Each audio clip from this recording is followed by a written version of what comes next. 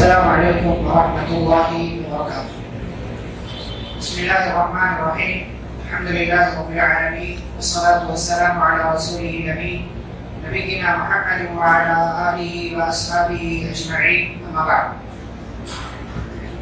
معزز حاضرین، آج کی اس مجلس میں ہم تذکرہ کریں گے ایک اور جرنیل صحابی حضرت عبداللہ بن رواحہ رضی اللہ تعالی عنہ۔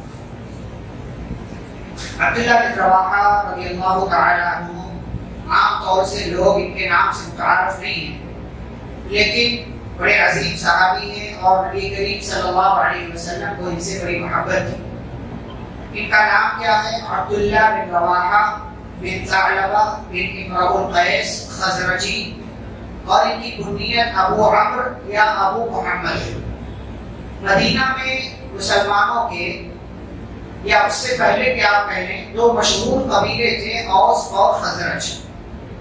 دو مشہور قبیلے تھے، اور زمانے جاہلیت میں مدینہ میں اسلام کے آنے سے پہلے ان دونوں قبیلوں میں بڑی خورش جنگیں ہوا کرتی تھیں، اور یہودی ان جنگوں میں آگ بھڑکانے کا کام کرتے تھے، مال بھی سپلائی کرتے تھے اور جو ہے سازشیں کرتے تھے، اور ان دونوں قبیلوں کو کبھی ایک ہونے ان لوگوں نے نہیں دیا، بلکہ اسلام کے بعد بھی ان لوگوں نے یہ چاہا کہ یہ لوگ ایک نہ رہیں، لیکن نبی صلی اللہ علیہ وسلم کی موجودگی سے یہودیوں کی چال ناکام ہوئی۔ تو اسی ایک قبیلے خزرج سے تھے حضرت عبداللہ بن رواحہ رضی اللہ تعالی عنہ۔ ان کے والد کا نام کیا ہے؟ رواحہ بن ثعلبہ، جیسا کہ آپ نے جانا، اور ماں کا نام ہے کبشہ بنت واقد۔ ان کی ماں اور ان کے والد دونوں ایک ہی خاندان سے تھے، بنو حارث سے، اور پھر وہ قبیلہ اس کا خزرج قبیلہ ہے۔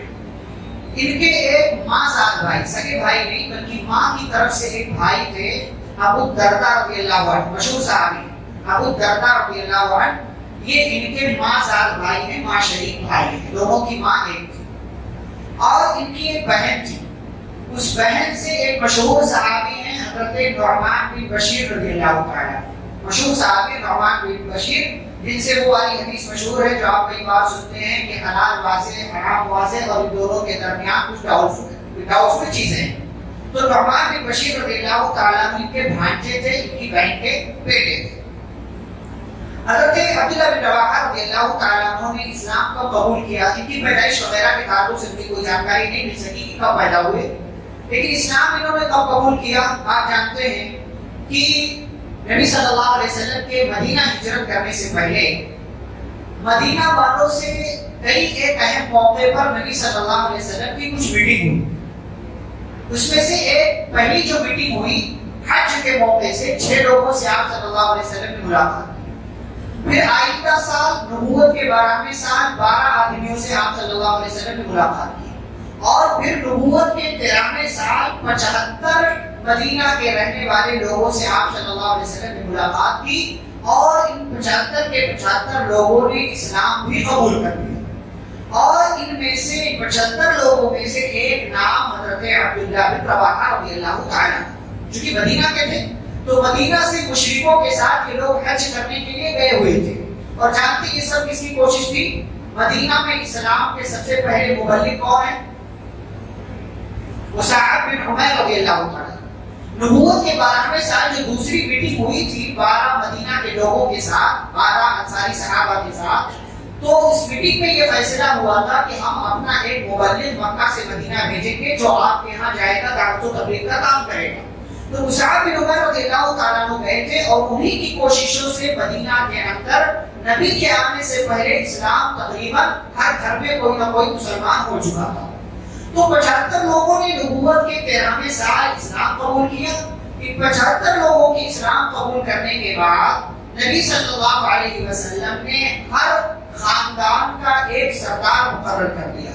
تو مدینہ میں 12 الگ الگ سردار مقرر کیے گئے، ان میں سے ایک سردار حضرت عبداللہ بن رواحہ رضی اللہ تعالیٰ عنہ بھی تھے، اور آپ صلی اللہ علیہ وسلم نے ان 12 سرداروں سے یہ وعدہ لیا کہ تم جاؤ گے، اسلام کی باتیں اپنے علاقے میں اپنی ماتحت جو تمہارے لوگ رہیں گے ان کو بتاؤ گے، اور ان سے کہو گے کہ مکہ سے نبی ہجرت کر کے بہت جلد مدینہ آنے والے ہیں، اور ہر ممکن طور سے تمہیں ان کا سپورٹ کرنا رہے گا، ان کی مدد کرنا رہے گا۔ تو عبداللہ بن رواحہ رضی اللہ عنہ نے اسی موقع سے اسلام قبول کیا اور پھر آ کر کے اسلام کی دعوت و تبلیغ میں لگے رہے اور مدینہ کے اندر اسلام کا کام کرتے رہے۔ گویا کہ مدینہ میں جو سب سے پہلے لوگوں نے اسلام قبول کیا ان میں ایک نام عبداللہ بن رواحہ رضی اللہ تعالیٰ عنہ تھا۔ آپ صلی اللہ علیہ وسلم مدینہ پہنچے ہجرت کر کے، تو جو آپ نے بھائی چارہ کرایا تو انصاری صحابی تھے حضرت عبداللہ بن رواحہ رضی اللہ تعالیٰ عنہ، ان کا بھائی بنایا گیا مشہور صحابی مقداد بن عمرو رضی اللہ تعالیٰ عنہ۔ ان دونوں کو اسلامی بھائی چارے کے رشتے میں بانٹ دیا گیا۔ آپ صلی اللہ علیہ وسلم مدینہ پہنچے اور مدینہ پہنچنے کے بعد آپ جانتے ہیں کہ آپ صلی اللہ علیہ وسلم نے ایک اہم کام جو کیا وہ مسجد نبوی کی تعمیر ہے۔ مسجد نبوی کی تعمیر میں آپ صلی اللہ علیہ وسلم صحابہ کے ساتھ خود بھی شامل رہے اور ان مدینہ میں مسجد نبوی کی تعمیر کرنے والوں میں عبداللہ بن رواحہ رضی اللہ تعالیٰ عنہ تھے۔ بلکہ حضرت عبداللہ بن رواحہ رضی اللہ تعالیٰ عنہ کی 3 نمایاں خوبیاں میں آپ کے سامنے ذکر کروں۔ سب سے پہلی خوبی یہ ہے کہ یہ مدینہ کے چنندہ لوگوں میں سے تھے جن کو لکھنا آتا تھا۔ اس وقت پڑھنے لکھنے کا اس ماحول میں بہت زیادہ چلن نہیں تھا، بہت کم پڑھے لکھے لوگ تھے۔ کچھ ایسے لوگ تھے جو پڑھنا جانتے تھے لیکن لکھنا نہیں جانتے تھے، لیکن عبداللہ بن رواحہ رضی اللہ تعالیٰ عنہ چنندہ اور کم لوگوں میں سے تھے کہ جن کو لکھنا بھی آتا تھا۔ دوسری خوبی ان کی یہ تھی کہ یہ شاعر بھی تھے اور بڑے اچھے شاعر تھے۔ آپ صلی اللہ علیہ وسلم کے 3 شاعر بڑے مشہور ہیں۔ کون کون سے؟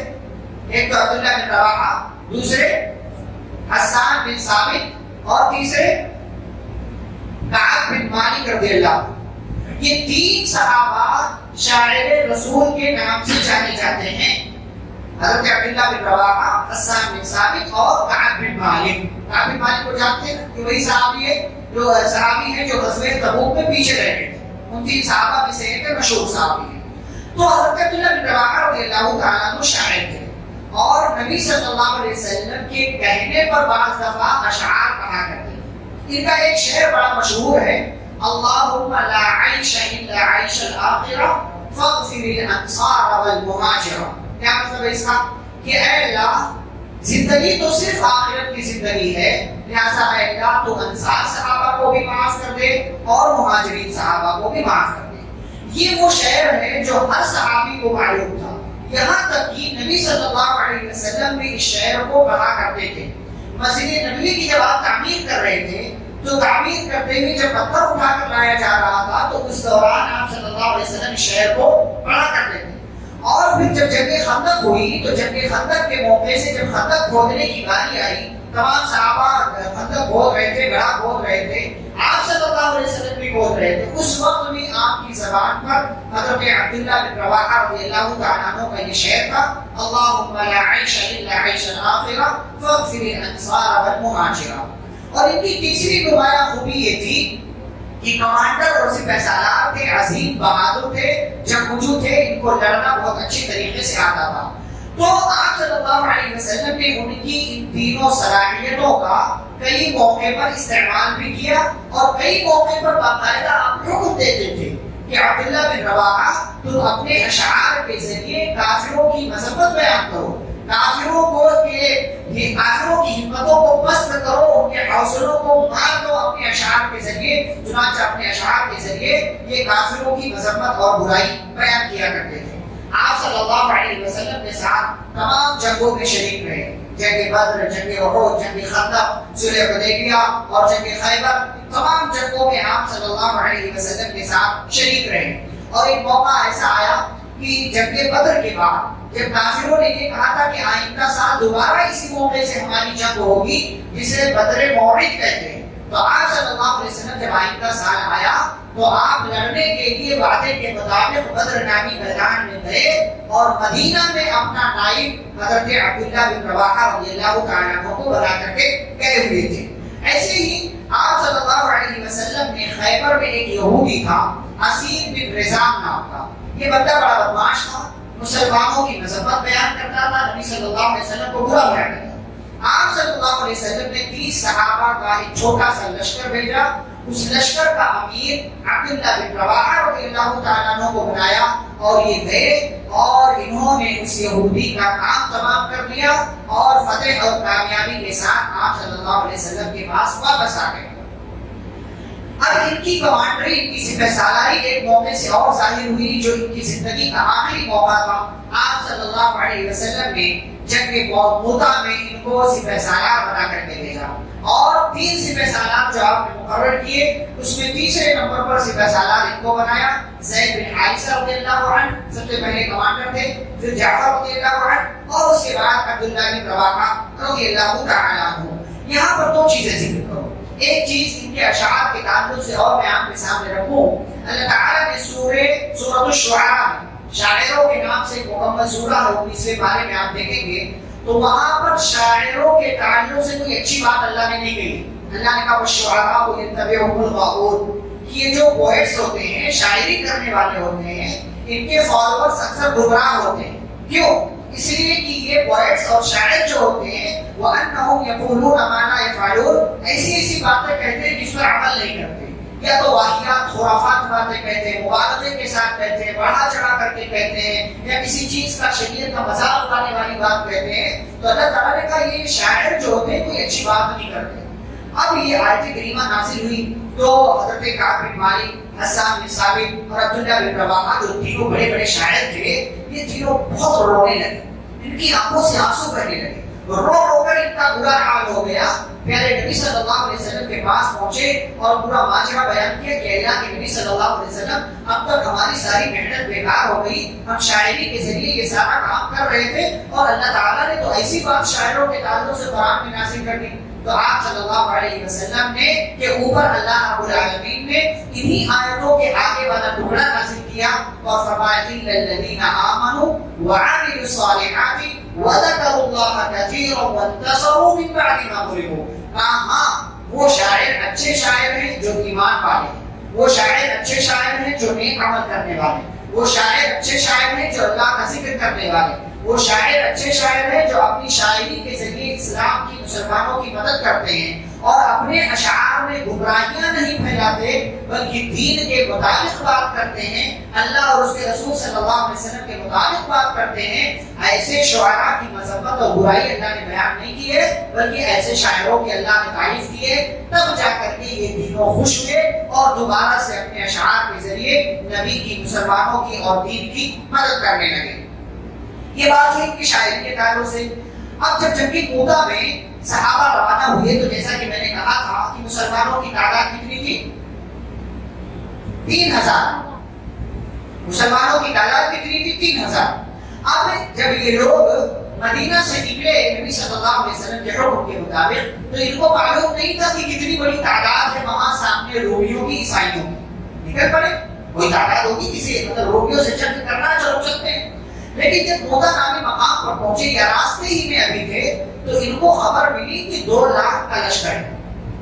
خبر ملی کہ 2 لاکھ کا رومیوں کا لشکر ہے، 2 لاکھ کے لشکر سے مقابلہ کرنا ہے۔ اب کئی ایک صحابہ جو ہے اکثریت پریشان ہو گئی کہ 2 لاکھ، یہ 3000، اتنی بڑی تعداد کا مقابلہ کیسے کریں گے؟ تو بعض لوگوں نے مشورہ دیا کہ ایسا کرتے ہیں یہیں ٹھہرتے ہیں اور ٹھہرنے کے بعد نبی صلی اللہ علیہ وسلم کو ایک لیٹر لکھتے ہیں، پورے حالات سے آگاہ کرتے ہیں کہ ایسا اور ایسا ہے، سامنے 2 لاکھ کا لشکر ہے، آپ کیا آرڈر دیتے ہیں؟ ہم یہی ٹھہرتے ہیں جب تک کہ نبی صلی اللہ علیہ وسلم کا اگلا آرڈر نہ آ جائے اور آپ کوئی بات کسی چیز کا ہمیں حکم نہ دیں، نبی جو حکم دیں گے ہم اس پر عمل کر لیں گے۔ کسی نے مشورہ دیا، لیکن اسی موقع سے عبداللہ بن رواحہ رضی اللہ تعالیٰ عنہ کھڑے ہوئے اور کھڑے ہونے کے بعد انہوں نے کہا لوگوں تم گھبراتے کیوں ہو؟ تم گھبراتے کیوں؟ جنت تمہارا انتظار کر رہی ہے، ہمارا ٹارگٹ، ہمارا مقصد تو شہادت حاصل کرنا ہے، یہ اللہ تعالیٰ نے موقع دیا۔ اور سنو، فوج کی قلت و کثرت، فوج کے کم یا زیادہ ہونے سے کوئی مسئلہ نہیں ہے، گھبراؤ نہیں، اللہ تعالیٰ پر یقین رکھتے ہوئے آگے بڑھو اور نتیجے کی پرواہ نہ کرو، نتیجہ جو بھی ہوگا تمہارے لیے بہتر ہوگا۔ اگر قتل کر دیے گئے تو شہید کہلاؤ گے، بچ گئے تو غازی اور مجاہد کہلاؤ گے۔ یہ عبداللہ بن رواحہ رضی اللہ عنہ کی چھوٹی سی اسپیچ نے صحابہ کرام کے دلوں میں ایمان، جوش، جذبہ، یقین بھر دیا اور تمام کے تمام صحابہ آگے بڑھنے کے لیے تیار ہو گئے. اور اسی تیاری کے بعد یہ موتا نامی مقام پر پہنچے، رومیوں سے مقابلہ ہوا.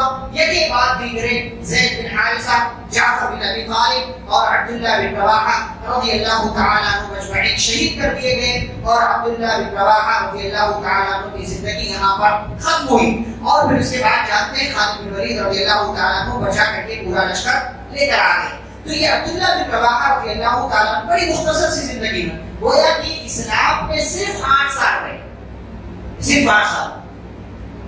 نبی صلی اللہ علیہ وسلم کی ہجرت کرنے سے تقریباً 3 مہینے پہلے مسلمان ہوئے تھے، 3 مہینے پہلے، اور سن 8 ہجری میں شہید ہو گئے. مکمل 8 سال بھی نہیں ہوا، 8 سال میں وہ کارنامہ انجام دیا. حضرت عبداللہ بن رواحہ رضی اللہ عنہ کہ نبی کے محبوب بھی ہو گئے، صحابہ کے محبوب بھی تھے اور مسلمانوں کے بھی محبوب ہو گئے. اور شاعر رسول کا ان کو لقب ملا، کمانڈر اور سپہ سالار ہونے کا ان کو لقب ملا. نبی صلی اللہ علیہ وسلم کی خدمت کرنے کا بھرپور موقع ملا. یہاں تک کہ نبی نے ان کی صلاحیت کو دیکھا اور ان کو اپنے ایک بڑے لشکر کا کمانڈر اور سپہ سالار بنا کر کے روانہ کیا. ان کی بیویاں، ان کی اولاد کتنی؟ ایک بیوی کے تعلق سے علم ہوا مجھے، باقی اور بیویاں تھیں کہ نہیں واللہ اعلم، لیکن ان کی کوئی اولاد نہیں ہوئی، ان کی کوئی اولاد نہیں ہوئی. تو یہ حضرت عبداللہ بن رواحہ رضی اللہ تعالیٰ عنہ کی زندگی ہے. ان کی زندگی سے پیغامات، میسیجز کیا ملتے ہیں؟ سب سے پہلی بات، جیسے بھی ممکن ہو آپ دین کا کام کرتے رہیں، جیسے بھی ممکن ہو. آپ شیئر کے ذریعے، آپ اپنی بات کے ذریعے، آپ ویڈیو کے ذریعے، آپ آڈیو کے ذریعے، آپ اپنی کسی ایک حرکت کے ذریعے اسلام کی مدد کر سکتے ہو کریں. جس بھی طریقے سے آپ دین کا کام کر سکتے ہو، اپنے دائرے، اپنی لیمٹ میں رہ کر کے آپ کو دین کا کام کرنا چاہیے. حضرت عبداللہ بن رواحہ رضی اللہ عنہ لکھنے کے ذریعے، شاعری کے ذریعے، جہاد کے ذریعے اور دیگر دوسرے ذریعوں سے انہوں نے اسلام کی مدد کی، نبی صلی اللہ علیہ وسلم کی مدد کی. دوسری بات، جب سماج میں لوگ پست ہمتی کے، بزدلی کے شکار ہو رہے ہوں تو ایسے ماحول میں آپ کا، ہمارا کام یہ ہے کہ ہم لوگوں کے عزم و حوصلے کو بڑھانے کا کام کریں کہ دیکھو دین کو مت چھوڑو، حالات کتنے خراب کیوں نہ ہو جائیں، تمہیں دین نہیں چھوڑنا ہے، کیونکہ دین کو پکڑ کر رکھنے میں ہی نجات ہے. وَالْعَاقِبَةُ لِلْمُتَّقِينَ، دین پر قائم رہو گے نجات ملے گی. عبداللہ بن رواحہ رضی اللہ عنہ نے یہی کام کیا. بعض صحابہ لشکر کی تعداد دیکھ کر سن کر گھبرائے تو انہوں نے لوگوں کے عزم و حوصلے کو اور یقین کو بڑھایا اور کہا کامیابی تو یہی ہے کہ تم شہید ہو جاؤ اور اللہ کے یہاں تمہارا مقام بلند ہو جائے. ایسے ہی ایک آخری بات، اور وہ یہ ہے کہ مختلف صلاحیتوں کے مالک بنو. صرف ایک صلاحیت آپ کے پاس نہیں ہونی چاہیے، مختلف صلاحیتوں کے مالک بنو اور اپنی ہر ایک صلاحیت کے ذریعے اسلام کا، مسلمانوں کا، دین کا، اللہ کا، رسول صلی اللہ علیہ وسلم کا فائدہ کرو اور دین کو فائدہ پہنچاؤ. اپنی ہر ایک صلاحیت، مارکیٹ میں رہو تو مارکیٹ میں لگے کہ مسلمان مارکیٹ میں ہے، اچھا کاروبار کرو.